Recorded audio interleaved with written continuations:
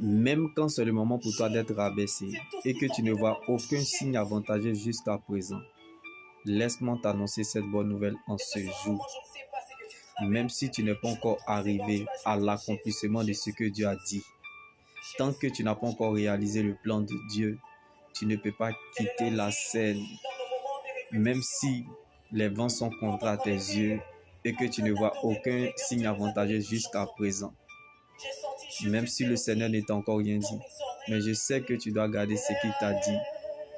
Même si tu n'es pas encore devenu ce que tu dois devenir, mais commence à réaliser ce que Dieu a déjà fait pour toi. Comme Anne, dans sa stérilité, ses cris étaient des louanges à Dieu. Alors, ne limite pas tes défis, mais défie plutôt tes limites. Ne regarde pas à la parole de ta situation. Comme Anne dans sa stérilité, ne savait même pas qu'elle allait enfanter son Samuel. Regarde plutôt à ce qu'il t'a dit. Marche vers ta fin, comme la naissance de son Samuel. Plus notre exaucement mental, nous sommes contents de ce qui arrive. Alors n'abandonne pas et ne quitte pas le processus. Comme Anne, lorsqu'elle a reconnu ses limites dans sa stérilité, Dieu s'est souvenu d'elle. Elle a donc obtenu son Samuel.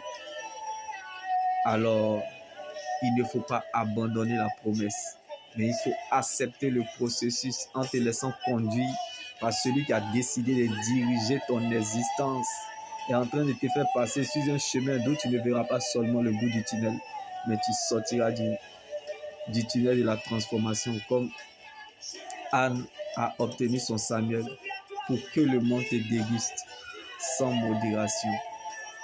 Accepte le brisement et laisse Dieu accomplir son œuvre dans ta vie. Si Anne voulait regarder à la parole de sa stérilité, dans les pleurs, elle n'aurait pas enfanté son Samuel. Alors, prends courage, Dieu te fortifie et viens à ton secours. Il t'aidera parce qu'il t'a vu comme Anne dans la stérilité. Dieu sait ce qu'il est en train de faire. Alors, ne cherche pas à savoir comment Dieu va faire, mais cherche plutôt à savoir que Dieu va le faire. Car Dieu ne se trompe jamais si ce qu'il fait. Donc, ce n'est pas parce que tu ne comprends pas que Dieu ne sait pas ce qu'il fait. Alors, ne cherche pas à comprendre ce qui se passe, mais cherche plutôt à savoir comment il va finir. Jésus est la finalisation de ce qu'il commence.